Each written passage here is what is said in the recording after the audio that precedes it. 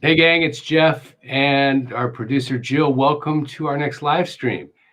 Well, I feel a little bit strange because R.A. Parker's not with us on this live stream now that the annual enrollment period is over. R.A.'s taking a break, and we're going to be talking just about Social Security tonight. Just as a reminder for everybody, the standard disclaimer applies. Many of the questions we cover have more than one answer, and some are more correct than others, depending on your specific situation. We'll do our best to try to infer what you mean by the question, but we don't have the opportunity to have follow-up questions, so we'll give you directionally correct answers. It's for educational purposes only. We don't have the opportunity again to interview you, so you have to, or we would highly recommend that you speak to a qualified professional with your specific situation.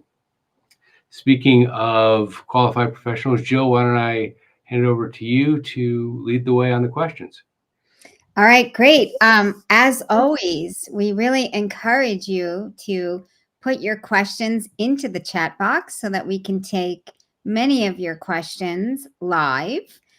Welcome, everyone. We're getting some hellos and good evenings. And so we did have a number of questions emailed in. So until we start getting some questions live in the chat box, we will begin with our emailed questions for tonight. So, Jeff, we're going to start with a question from Alan.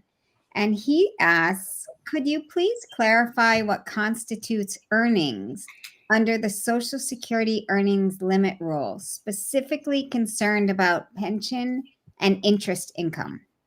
Sure. So the earnings rule that you're referring to is earned income either from a job or from self-employment. That's it, nothing else.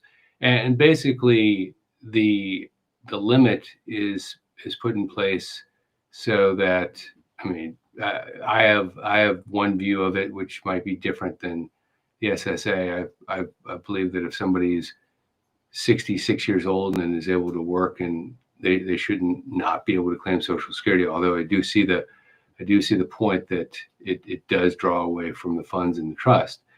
But be that as it may, you can receive $1 million a year from your pension. That will have nothing to do with the earnings limit, the earnings test.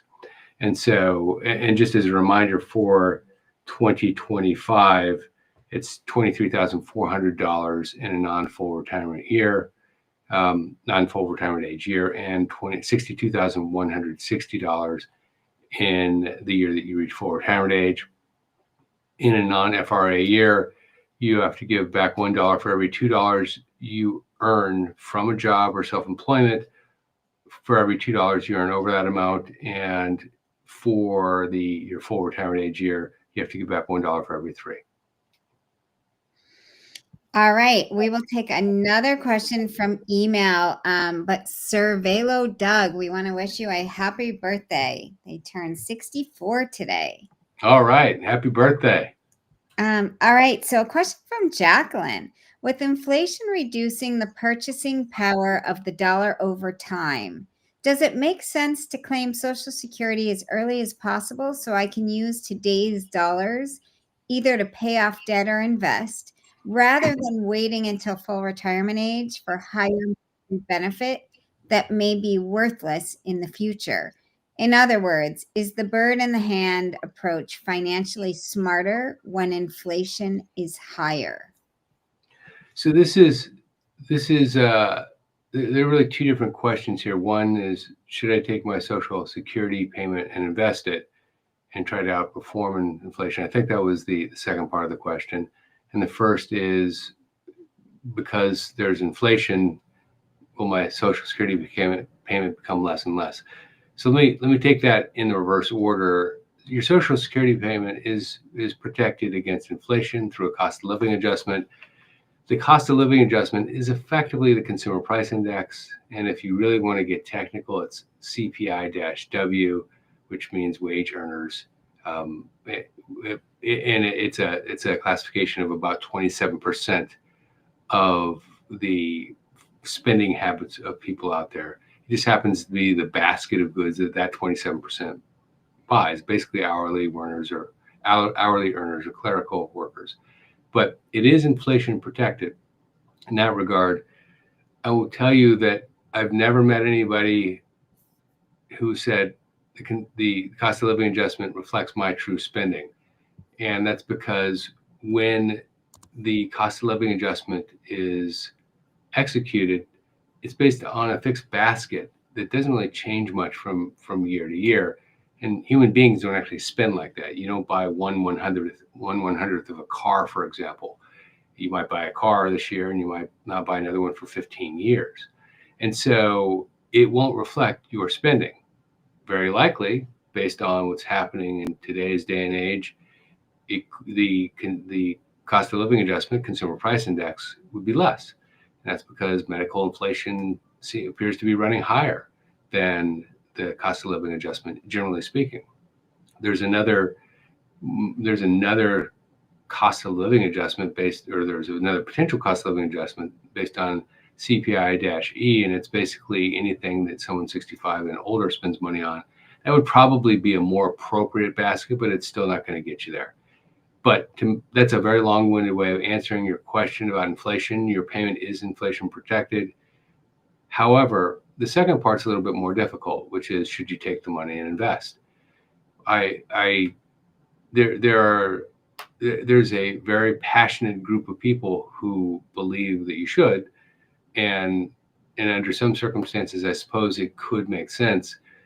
The time it starts to make less sense is if you're taking your Social Security payment to invest, and then at the same time you're taking money from your investments to live, because then it really is just you're living off your Social Security payment. The time it makes most sense is if you have something like a pension, or if you have other fixed cash flow that's going to be coming to you anyway. And no investment analysis that I've seen on this particular topic does a good job of measuring risk. And what do I mean by risk? Well, if you had decided to invest all of your funds from 2000, let's say you turned age 62 in 2003, and you invested all of your funds all the way up to age 67 in the markets, you'd be feeling great in 2008, but you'd be feeling horrible in 2009 because it would have lost a great deal of value, and it wouldn't have recovered to 2013, I believe. So if you're willing to accept the risk, then potentially, yes. But this is one of those questions that you should either sit down with good financial planning software or a financial planner to have them actually do the work for you and get the balance right. All right. We have a lot of questions coming into the chat box now too. So you've got a lot of questions ahead of you. Lay it on me. All right. So Park6112 is asking, if I retire at my full retirement age, which is 67, can my wife apply for half of my Social Security payment? She is older than I am and has been drawing her Social Security since she turned 62. She is past her full retirement age now. So you don't need to be full retirement age for your spouse to get half. She has to be at her full retirement age. Now, the caveat here, let's separate the fact that she's receiving a Social Security payment from her own work history for a moment. If this was just purely an exercise of her receiving the spousal benefit, the requirement would be that you'd have to file first, because she can't go until you go, but you could file at age 62. If your partner was at full retirement age, they would still get half of your Social Security payment when you reach full retirement age. So you don't have to be 67 for her to get half. But there's a complicating factor here, and that is that she's already started to draw Social Security from her own earnings. And the SSA is, if nothing else, there are people that do a lot of math when they make these rules, and somebody somewhere figured out that if you start taking your own Social Security and then flip to your partner's benefit when they eventually file, you've gotten 2, 3, 4 years of Social Security payment. And we don't like that too much. I suppose that would be the way that they would think. So a portion of your spousal benefit would be locked in at the age which the portion of her spousal benefit would be locked in at the age at which she filed for her own Social Security payment, and the balance would continue to grow. There's a whole video on it. Check it out on my channel, and it's just do a search on dual income families or dual income couples, and it'll be right there. Okay. Captain Wasabi is asking. I love that, Captain Wasabi. All right, Captain Wasabi. I am turning 65 in the last half of next year. Will the salary I make before I retire count against the Social Security salary cap? Captain Wasabi, you're in luck. The answer is no. God, I love that name, Captain Wasabi. The first year rule applies, which is if you were, and this would affect a lot of people, if the SSA said, you know what, everything you earned in the year that you filed became part of your payment or your part of your calculation, a lot of people would not get a Social Security payment the entire year. And in your case, Captain Wasabi, the payment starting mid-year, age 65, it gets measured on a monthly basis. So there's a first year rule that applies, and that is, instead of an annual measurement, in this case, we were talking about 23,400 in 2025. Next year for you, it's 24,480. That 24,480 is divided by 12, and it's measured on a monthly basis from the time you start taking Social Security onward. And if you go over in any given month, then 2480 divided by 12 is 2040. If you go over 2040 in any given month, you have to give back $1 for every $2 you go over that number. All right. Steely Dan is asking, do you notice an influx in videos promoting claiming at 62? Seems to be a trend and not just an algorithm. I wouldn't say that there are some really good people on YouTube, like Devin Carroll is excellent, for example, and they have videos on why it makes sense to claim at 62. They have videos on why it makes sense to claim a full retirement age or wait until age 70. I think that they're more popular at age 60. There are videos on claiming at age 62, and generally speaking, if you look at the data, there are more people that claim at age 62, 63 in that vicinity, 63 and a half. Almost half of all Social Security claimants claim at that somewhere in that 1.5 year range. And mathematically, that's not the right decision for a big chunk of them. If you're talking about strictly maxing out the dollars. Now, there are reasons why people claim Social Security early, and it has nothing to do with getting every last dollar from the SSA. There are also reasons that people file late, and it has nothing to do with getting every last dollar from the SSA. If you want to protect your spouse for, say, a survivor benefit, you want to file later. The later, the better. If you just need the funds, then there's people are human beings, and sometimes they just need the funds. Filing earlier might be a strategy. Or let's just say that you've done really well and you don't need the funds, but hey, it's 62 and I want to go on a 6-month cruise all around the world, and I can afford to take the hit. Every last dollar isn't the most important aspect of Social Security to me. I would say that most people want to get the maximum amount of money from Social Security. There aren't a lot of people that take 6-month cruises when they retire. But there are a lot of people that use Social Security as a very large part of their income, if not their entire income.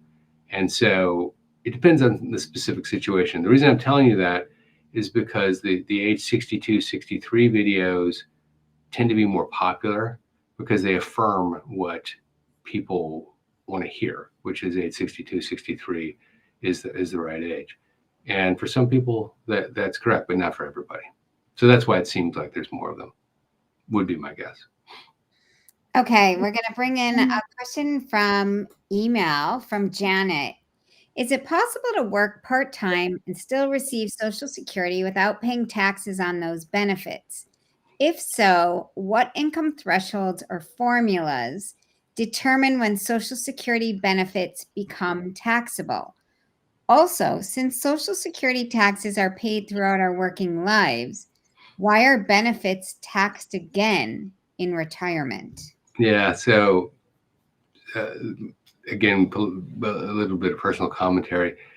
There was an argument when the Social Security amendments of 1983 were put forward, because before 1983 there was no taxation on Social Security.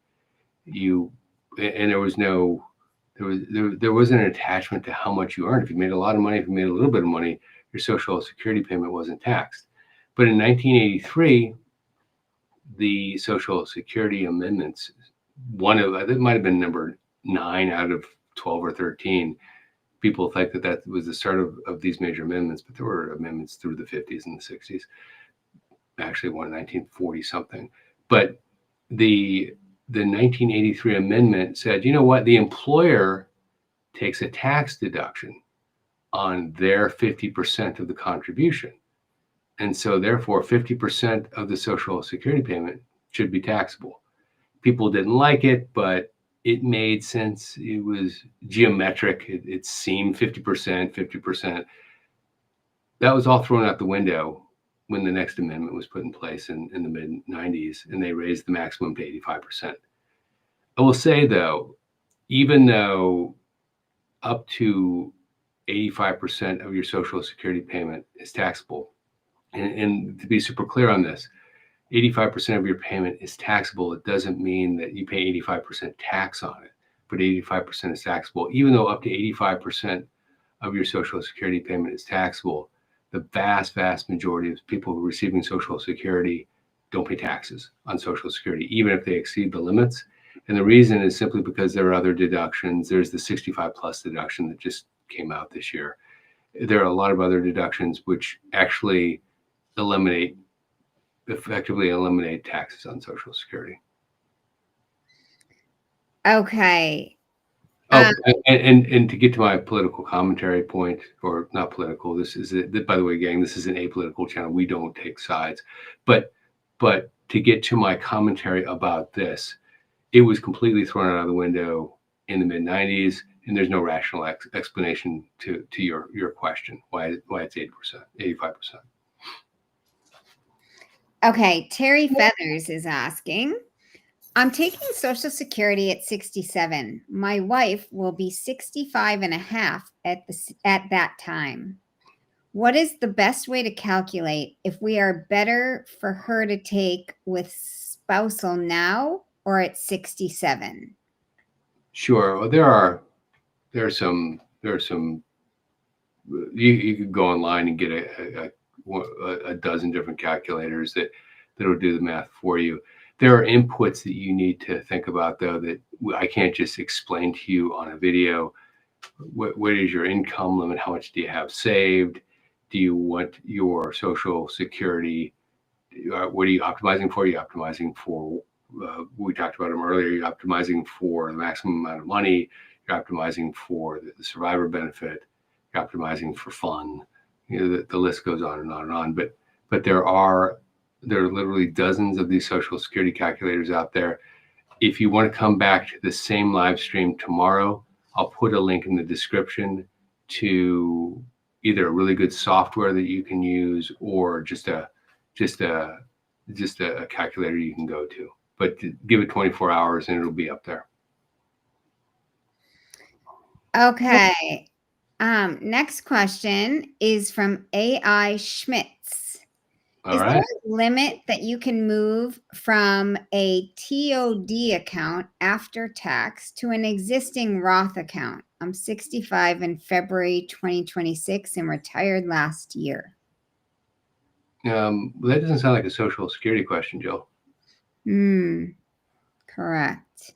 Maybe email that question to livestream@holyschmidt.com and I'll get back to you on that. off this live stream. Okay. All right. So Social Security questions. I have moved past a few Medicare questions as well. Since we really held back on our Social Security questions the past few weeks due to the annual enrollment. So we are really sticking with Social Security tonight. All right. I am Taliesin. Sorry for botching up the name. I'm already taking my Social Security for 7 years. My husband will take his Social Security this coming January at age 67. What is the procedure for me to apply for spousal benefit? Is it automatic? You get the higher of the two. It's called automatic. Sorry, it's called dual entitlement. So you should apply, but the SSA the SSA does have the capability to give you the higher of the two. He can't you can't get the spousal benefit until he applies if you're looking for 50% of his, which is what you're talking about. So you can go online to the SSA website and fill out an application, but in theory, dual entitlement means that it should happen automatically. I wouldn't trust it. I would go on to my Social Security at ssa.gov, and there's the appropriate form to fill out online. It's all done online. Okay, let's move to a emailed question from Henry. I reached full retirement age, kept working, and waited until age 70 to file for Social Security. I'm still working now. Will my current earnings continue to be added into Social Security's formula and potentially replace lower earning years from my past? Or is my benefit essentially capped now, aside from the annual COLA adjustments? It will, Henry. It will roll off the earlier years, but the math, and this is one of those, really pay attention to the disclaimer that I read at the beginning, because I don't know you, I don't know your specific situation, but at age 70, your Social Security payment, just by waiting, isn't going to get any larger. Now, it could get larger from the additional contributions you make, and your best 35 years will be those used to calculate your Social Security payment. But you are only increasing it 1/35th per year for every year that you wait. It would seem to me like now might be a good time to start taking it, but again, you want to sit down with somebody and have them do the math for you. Let's just say that you waited 5 more years to take Social Security because you could pick up 5 lesser earning years. That's 35. That's 5/35ths of a payment, but versus having a full social 124% maximum Social Security payment based on your current earnings plus whatever you're earning from your work, because there is no earnings test when you reach full retirement age, and so you're long past that. So really give it some thought. I can't advise you to take Social Security without actually talking to you specifically and actually going through the math for you. But I would say most people, they'd be better off taking Social Security now, unless you don't have 35 years of earning history. If you have 10 or 15 or something like that, or if you have really, really horrible earnings history for 20 of the 35, something like that. But a lot of people, and I would say most people, would be better off in that situation, starting to take Social Security and then enjoying the dual income. Okay. Linda Hurley is asking a question about an ex-spouse and perhaps related to her survival benefit. My ex-spouse will be 64 next February 2026. I have no idea if he's filed for Social Security yet or even is still living. We were married for 13 plus years. So would I know if he's even passed away? You're asking me if she would know if he's passed away. Um, I think it's in regards, how do we know, how would you know to see if you're eligible for a survival benefit from an ex-spouse? Okay, so there are a couple of points to note here. And actually, let me give you my view on the original question. How would you know that he's passed away? Well, it's pretty hard if you don't have common friends to phone up and say, what's going on with my ex? But there are services out there that can do that for you. They're people finders, that sort of thing. And they can give you a pretty good idea of where he is and if he's still alive or not. I think they're like $27 to use the service or something like that. So it might be worth it to actually track this down.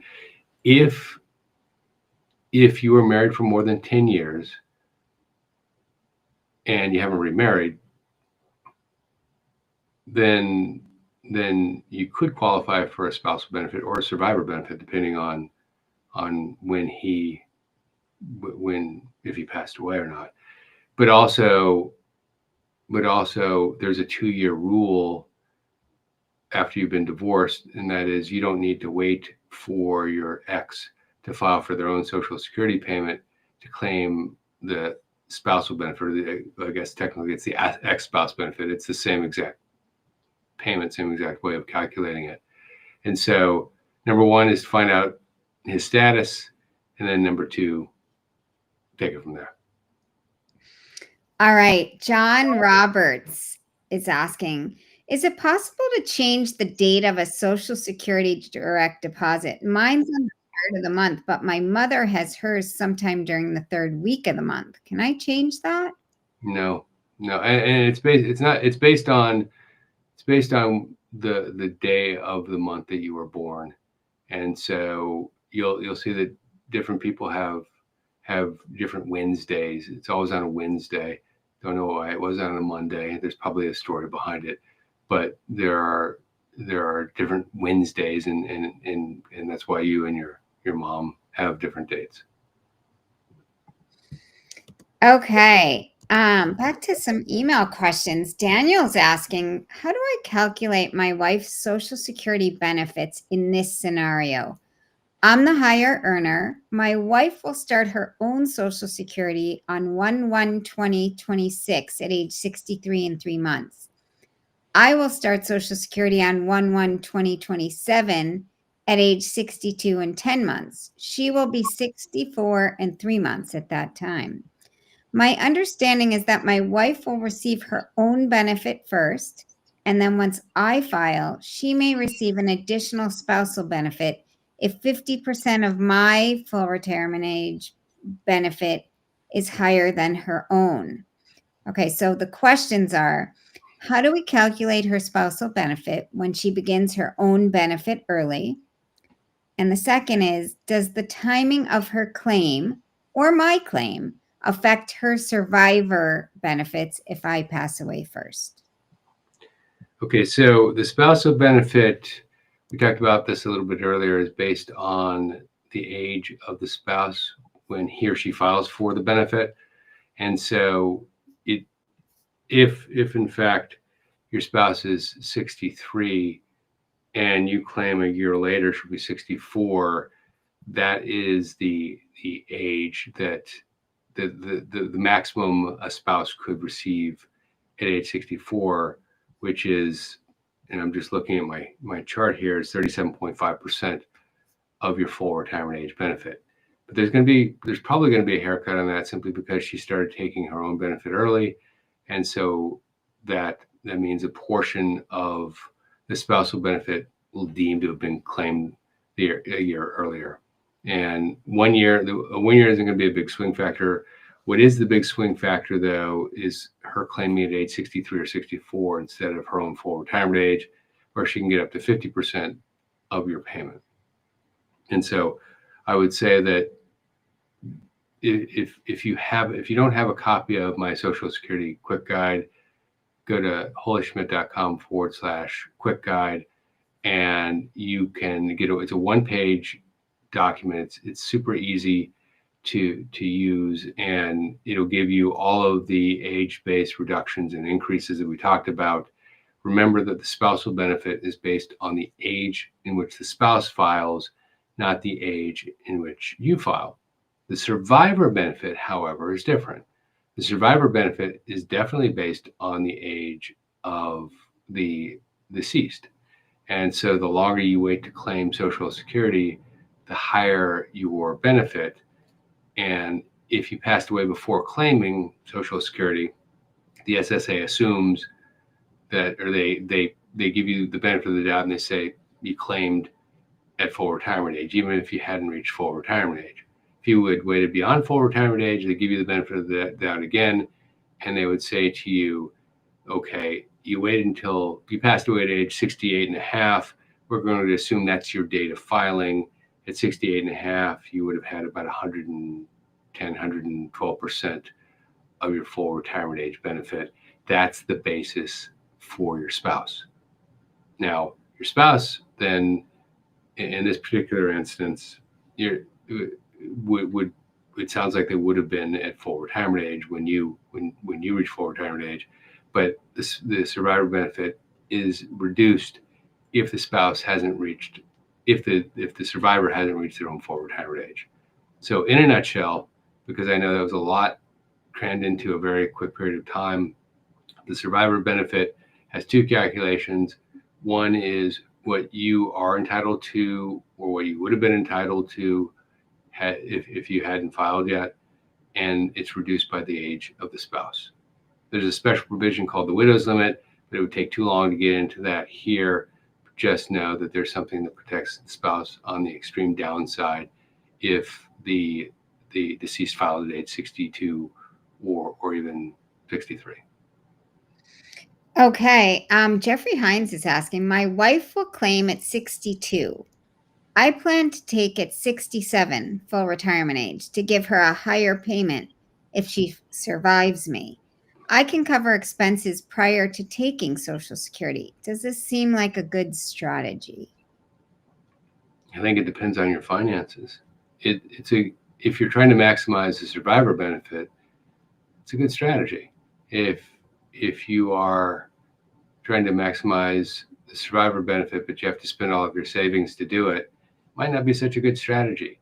So in isolation, if it's just the survivor benefit you're trying to maximize, yeah, the longer you wait, the higher the survivor benefit. All right. Phyllis Sloan is asking, if I were to work to 70 with full retirement age of 67, should I take Social Security at 67, keep working, and invest the Social Security?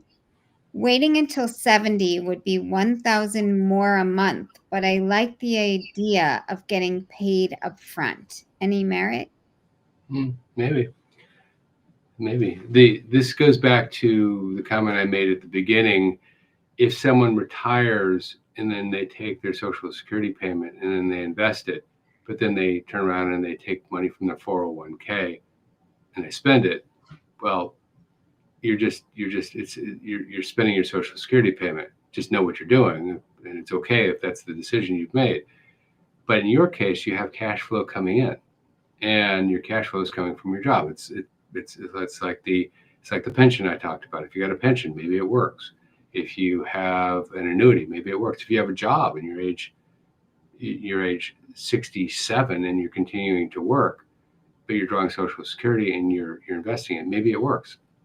Just be aware of two or three things. One, the tax consequences, and there are many possible tax consequences. A lot of it depends on what you're earning, but also the risk, the global financial crisis risk, 2008, 2009. It would have been a really bad time to have had all of your money in the market right before everything crashed, because it took 5 years to recover.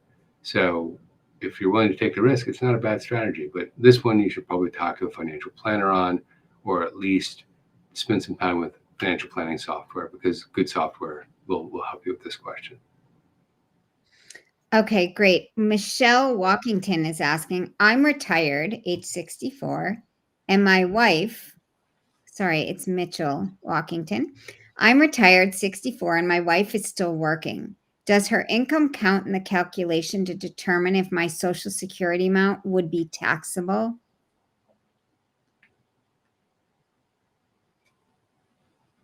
So your question is taxes on Social Security, and would her income be included in your calculation? It would be if you're married filing jointly, and basically there's effectively two or three things that go into that calculation. There is one half of your Social Security payment and your adjusted gross income. In this case, if your wife is working, then that goes into your adjusted gross income, and other aspects of earnings go in there as well, plus tax-free income. And so your taxation on your Social Security payment is dependent on whether you that combination is higher than certain thresholds. And so if you are beyond those thresholds, it could be taxable. But again, remember what I said, that if you are the average person out there, your Social Security payment probably isn't going to be taxed. In this situation, it's possible though, because you do have an earner in there, and it sounds like she could potentially be a big earner. It's something that you can definitely model out. Go onto my YouTube channel and just do a search for taxation on Social Security, taxes on Social Security, and there are a couple of examples in there on how to actually determine it. Also, my course, Social Security Simplified. If you're interested in that, go to holyschmidt.com/Social Security. There's definitely a walkthrough on how to do it line by line. All right, perfect. Scott is asking, when my disabled wife passed away in 2023, I began collecting survivor benefits with the understanding that I would later be able to switch to my own Social Security retirement benefit at age 67 to 70. Yep. Recently, I logged into SSA.gov to check my future retirement estimates, but my statement says that because I'm already receiving benefits, no retirement estimate is provided. This confuses me because I'm only receiving survivor benefits, not my own retirement benefit. So my questions are, why does my SSA statement say it cannot show retirement estimates if I'm only receiving survivor benefits? And does this message mean I cannot switch to my own retirement benefit later, or is switching still allowed? Switching is still allowed. You have to qualify for your own benefit, which means that the usual rules to qualify apply. You have to have worked basically for 40 quarters during your lifetime, so 10 years effectively, although you can squint that a little bit if you're a big earner in the last year. And you have to have made contributions to Social Security, so it couldn't have been like a cash job or something like that. Some of the questions that come through about Social Security, I can only explain with a 30-second story. So I'm going to give you that 30-second story. And that is, when the SSA modernized Social Security, they didn't start really modernizing until about 20 years past the rest of the world. In the corporate world is what I'm saying. And so a lot of the systems that were in place effectively in the 80s and the 90s and 2000s are still the same systems that are in place today. And so did they eventually get there? Yes. But one of the biggest challenges, issues is the wrong word. One of the biggest challenges with the Social Security Administration is it has been underinvested in terms of infrastructure. And there are a lot of great people working at the SSA. It's not their fault. But if you have a computer system that was designed in the 90s or even the early 2000s, doing some of the basic work that could be done with AI today relatively easily, and they're making some strides in this area finally, but things aren't going to be right. So don't worry. You have the option of taking your benefit. In fact, the survivor benefit, your own working benefit combination is one of the few things in Social Security where they actually squint and they give you the benefit of the doubt. Most of the time with Social Security, they round down. They make decisions that are slightly worse, then slightly better, but the survivor benefit, actually, they've done a really good job with, I would say, under most circumstances. And so you can switch from one to the other. The survivor benefit, you can't get any more by waiting past age 67 to claim it. So it sounds like you're going in the right order, probably, depending on the size of your own benefit. But you can wait up until age 70 for your own benefit to maximize that. So you can trade off from one to the other, definitely. So you're not at disadvantage. You're just a byproduct of archaic times, I would say, to some degree. The best way to get comfortable with this is when you're getting close, have a discussion in person with the SSA if things haven't modernized by then. Okay, Sue Lorenz is asking, what is the time frame one must be married to an ex-husband before one can tap into their Social Security? 10 years. Okay, quick and efficient answer on that one. Right. Okay. So David Knapp is asking, should I pull from savings to bridge my income gap until I reach my full retirement age, or just start my Social Security now? I am currently 64 years old. So savings versus investing. So there is a distinction here. The question usually is, should I take my Social Security payment and invest, or should I live off of my 401k? Specifically about savings, though, savings are FDIC insured, and you, assuming that you aren't going to exceed the limits, what you're really talking about is not placing big bets on the market. The answer is going to be similar, which is it depends, and it depends on your specific situation, what type of return you're getting on your savings. In that particular situation, my guess is you're getting a fairly low return.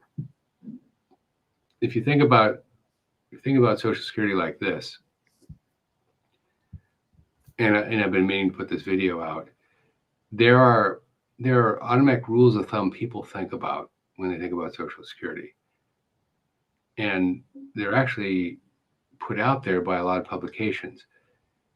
But let's just say that you knew the Social Security age reductions table. And if you wait to take Social Security from age 62 to 63, it goes from 70 to 75%. Now, a conversation about that would be that my Social Security payment went up 5%. Why is it 5%? Well, it's because it's based on the full retirement age of 100%. But it didn't go up 5%. It went up. If you had an investment that was $70 and it went from $70 to $75, it would have gone up about 8%, 7.5%, 8%.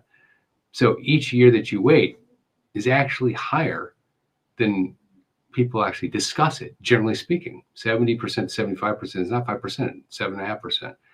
And so when you're doing the math on this, it's important that you get this right, because the nomenclature around Social Security is change versus full retirement age.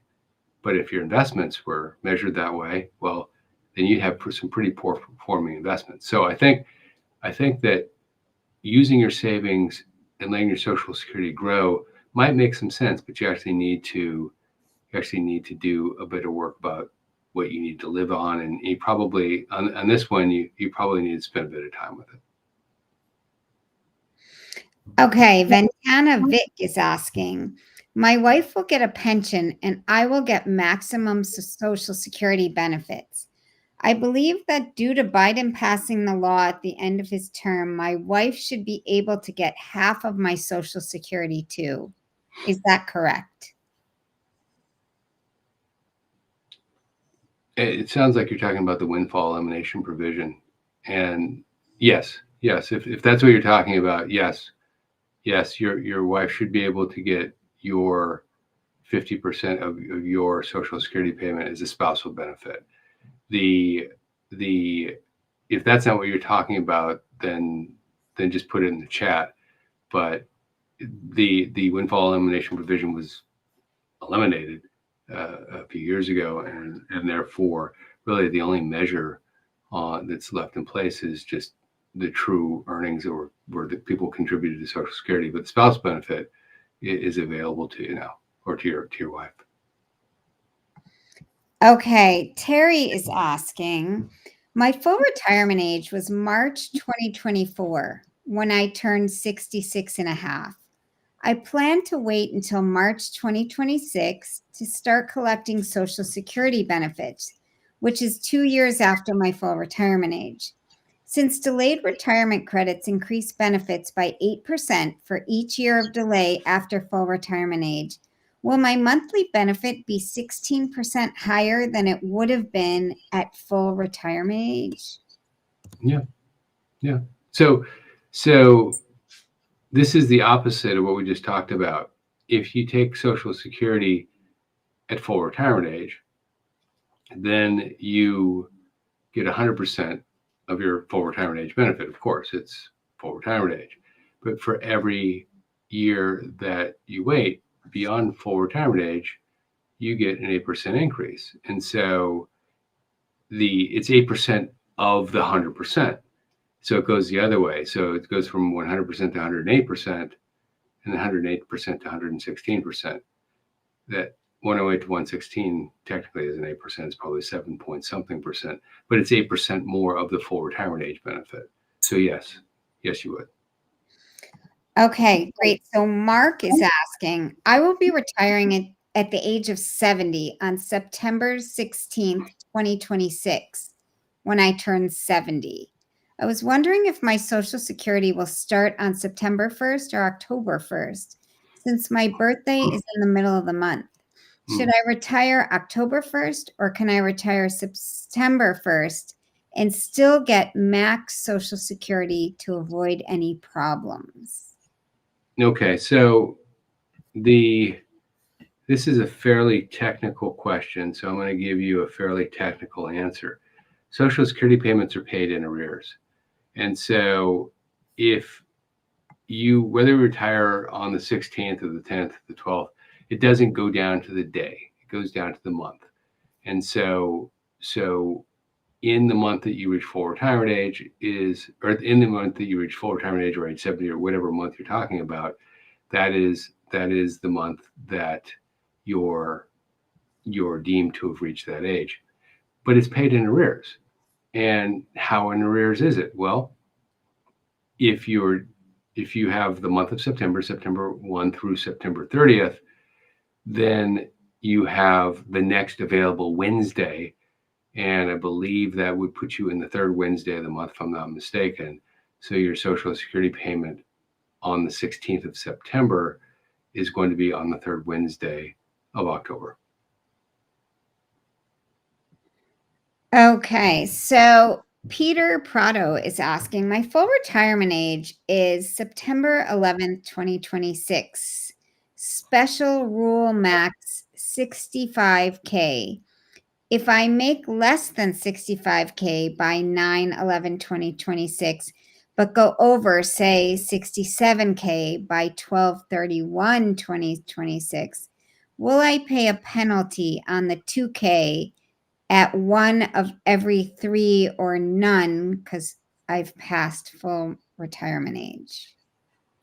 Okay, so the question is about reaching full retirement age and then having to pay for an earnings limit, and the earnings test, and if you exceed the earnings test. And in 2026, the earning test is $65,160 or $5,430 per month.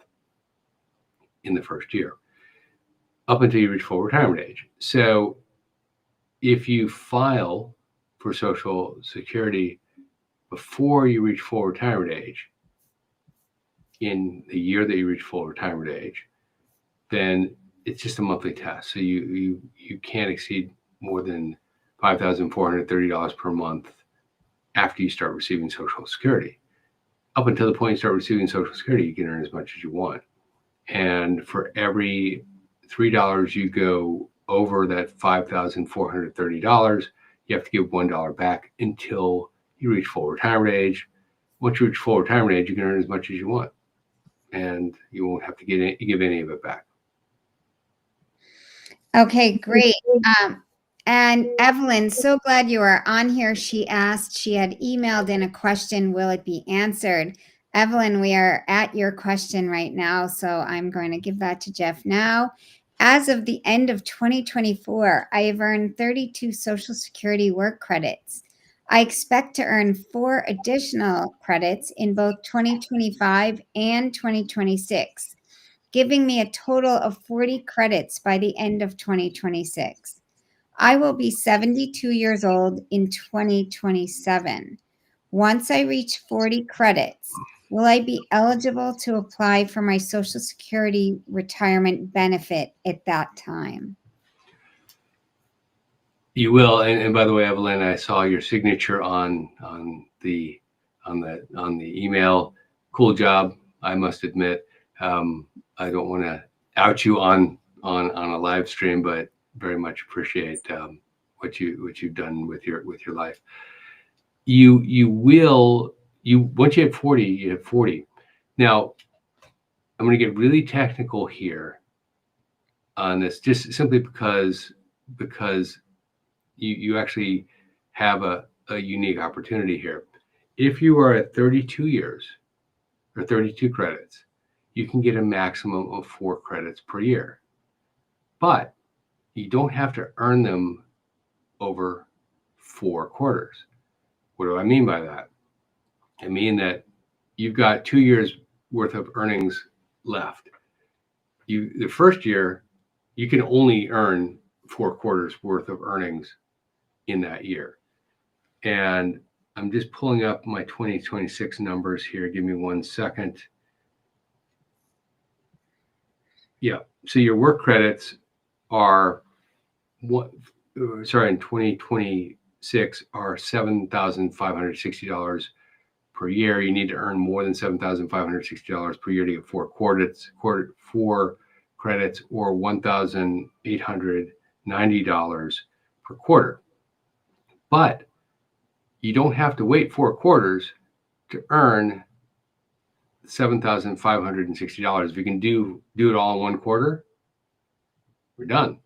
And so the reason I'm telling you that is when you look on your SSA report, you should hit 40 credits if you're earning $32,000 a year or more in 1 quarter.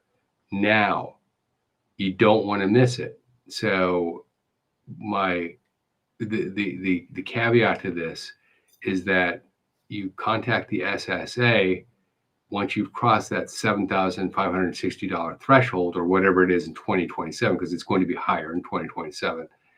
Might be 8,000, who knows? And just confirm this. Have them confirm this to you and look at it on the SSA website. But if you're planning on holding out and just until you hit 40 credits, you aren't going to have to wait the entire year, that last year, more than likely. But again, talk to somebody at the SSA and have them confirm back to you that you hit 40 credits. If it's 3 months into the year, 4 months into the year, 5 months into the year. All right, great. So Melody Beatrice is asking, I will be 65 in June. I retired at age 62 and have been living off of my pension. If I begin to draw my Social Security between January and my birthday in June, can I invest it into an IRA account and stocks? Sorry, you're asking an investing question, or are you asking about Social Security. Jill, can you repeat that back to me? Yeah, I will be 65 in June. I retired at age 62 and have been living off my pension.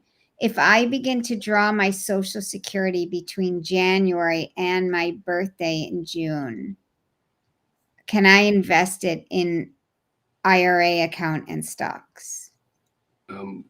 Well, this one is you should talk to a financial planner on this. There are limits on what you can invest, especially with IRAs. If you're not working, there are limits on the deductibility of the contribution. So send me the question offline, and I'll come back to you with some very specific questions. And the only reason I'm doing that now is because I know we've got 3 minutes left. So send me the question to livestream@holyschmidt.com. And I'm going to come back to you with a series of questions just to make sure that I've got the details right. Okay, John is asking, if I wait till 70 to claim, at what age should my wife claim so she will get 100% survivor benefit? Her own full retirement age. Assuming that her full retirement age is age 67, then she can claim. Sorry, let me step back. If you're waiting until age 67 to claim, age 70 to claim your own benefit to maximize the survivor benefit, and you predecease your wife, and she has the choice to make when to claim the survivor benefit, she will get 100% of the survivor benefit if she waits until her own full retirement age. If you're referring to the spousal benefit or something else like that, they're not really related. A lot of people can confuse the fact that the spousal benefit and the survivor benefit are related, but they're not. But assuming you're talking about maximizing the survivor benefit, if you predecease your wife, once your wife reaches her own full retirement age, she has maximized the survivor benefit. Okay, we have 3 minutes, so we're going to try to pull in a few more questions. Okay, so this question from MPM Turnist. My wife will turn 67 in 2027, and I will turn 67 in 2029. We've been told that she can claim her Social Security in 2027 at her full retirement age, and then switch to spousal benefits in 2029 when I claim my full retirement age. Can you please confirm if this will work and tell me a bit about the process? Yep. So the spousal benefit is based on when the spouse claims, not on when you claim. The only prerequisite to the spousal benefit is that your partner can't get their benefit until the primary earner goes first. So you can't file for a spousal benefit until the primary earner files. Because the spousal benefit is based on the age at which the spouse files, then if your spouse waits until her own full retirement age, then she's going to get 100% of her 50%. And the same is true whether she's filing for her own Social Security or filing for the spousal benefit. The caveat is there's something called dual entitlement, and that basically means that if you haven't filed and she files for Social Security at her own full retirement age, the minute you file, or reasonably quick thereafter, the Social Security Administration is just going to give her the higher of the two, and she will have deemed to have filed for the larger of the two. Dual entitlement works that way. It's not perfect, and again, it's worth following up on with the SSA if it hasn't happened, but it's supposed to happen. You're supposed to get the larger of the two. So if your wife waits until she's full retirement age, then she will have maximized the spousal benefit. Okay, here's a question from PM Lopez Brila. My wife and I will turn 65 next year. Been retired for 5 years, living off of 401k. We both plan on taking Social Security mid next year. can you pause Social Security after taking it and let it grow if you go back to work? Depends on how you look at it. No, you can't, but you can tell Social Security to pause your payment so that you don't have the earnings test complication. And so if you inform Social Security that you're actually back in the workforce and tell them that you're worried that you're going to exceed the limits, they will withhold whatever is necessary to make sure that you don't. You just have to tell them in advance. Once you reach age 67, full retirement age, then you can repause your Social Security payment and let it grow again. And in theory, when the Social Security Administration holds back your payment, or if you have to write them a check because you've gone over, those funds are supposed to continue to grow at the same rate as if you had never received the payment in the first place.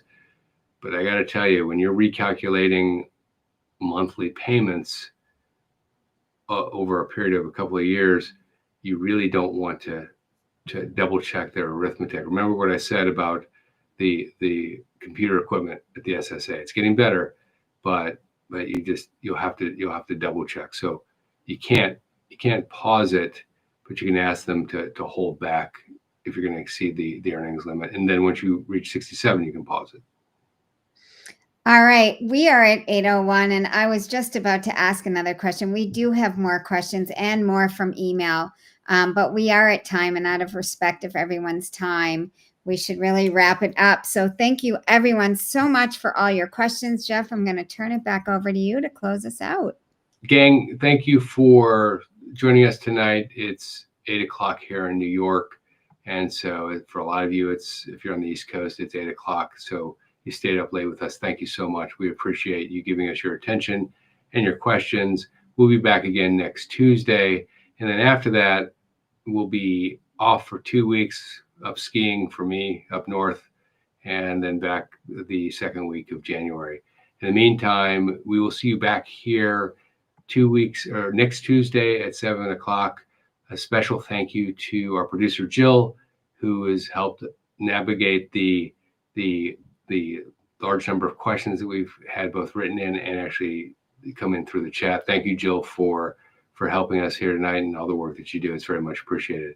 And with that, I think we're done. We'll see you next Tuesday. Bye, gang. Bye, everyone.